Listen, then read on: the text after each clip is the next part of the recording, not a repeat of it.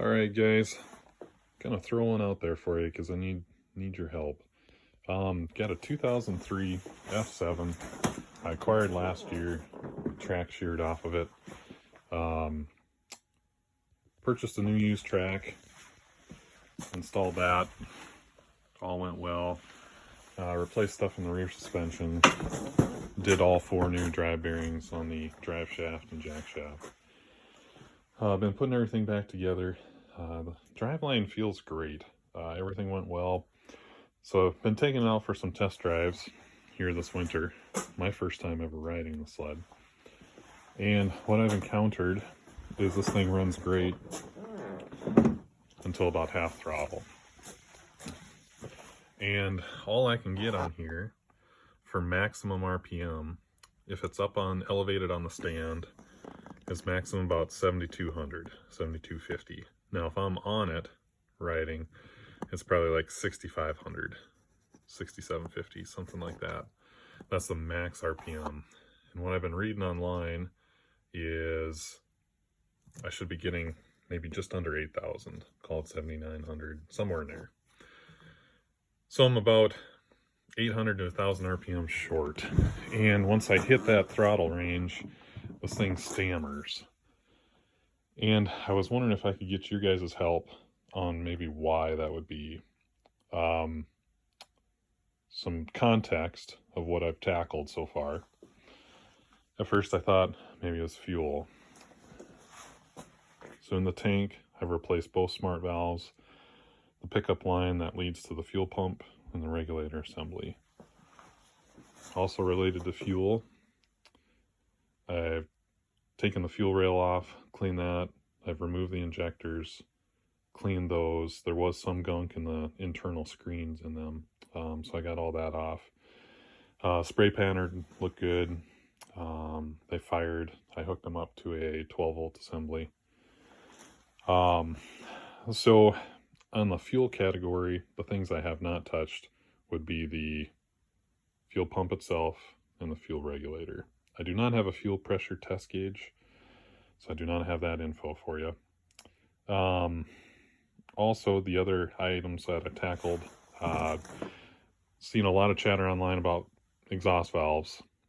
So I have replaced one cable because there was a fray in one, causing it extra drag whenever the servo would cycle.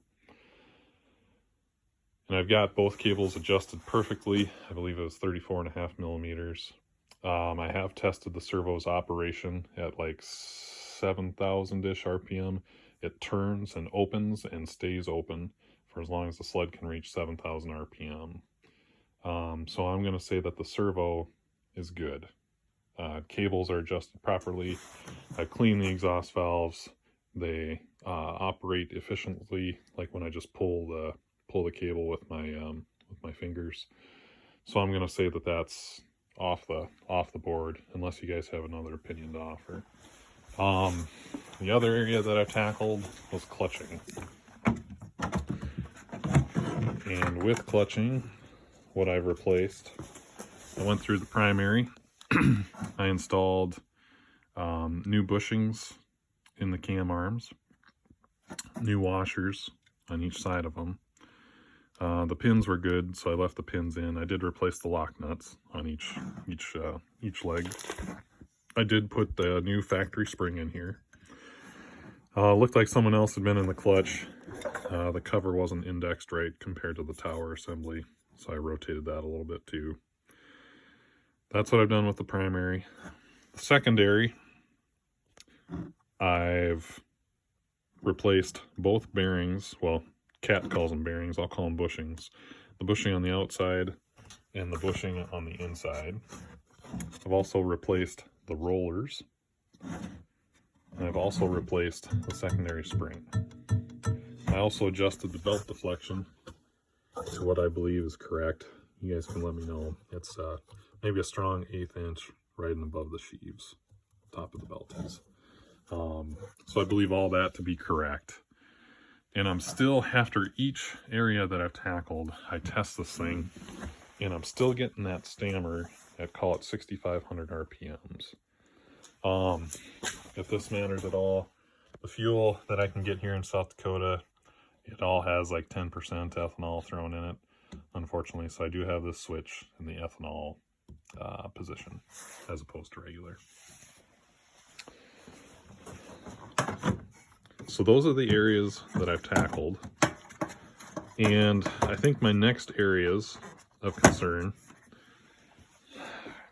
might be the fuel pump assembly / regulator, but I'm not 100% sure, or electrical. I've seen some chatter online about ECMs and also stators, of which I have not tested any of those.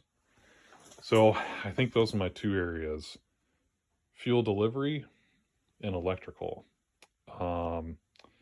And also, to add to the electrical, I think I might try and replace the spark plug caps. Just trying to tackle the simplest things first. Now, also, for plug reading, this was after a wide open throttle pull, and I shut the sled off right after the pull.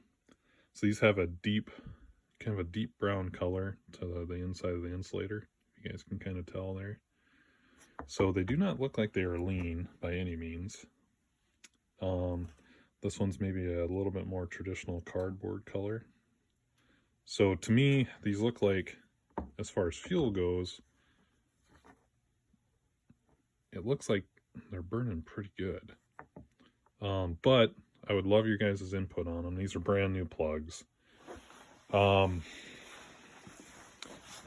When I first noticed or ran the sled, I noticed the existing Y pipe had a split right on the seam back here.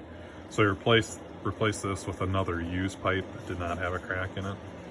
And when I removed this pipe, I was looking at the skirts of the piston. And I believe it was this piston over here did have one score on it. It's got a considerable amount of wash going beyond the piston skirts. And this sled overall has roughly 5,000 miles on it, so it's not a spring chicken by any means. So all this information, just to give you guys more background what I'm dealing with. It runs great. It starts right up. I got the plugs out, so I guess I can't start it. But I'd be very curious your guys' opinion for it. What may be going on, because I'm kind of at that point where it's like, well, I could start throwing money at other things, but I just want to be as efficient as possible. So appreciate all the comments in advance, and this group's really awesome. So thank you guys, and we'll talk soon, I guess.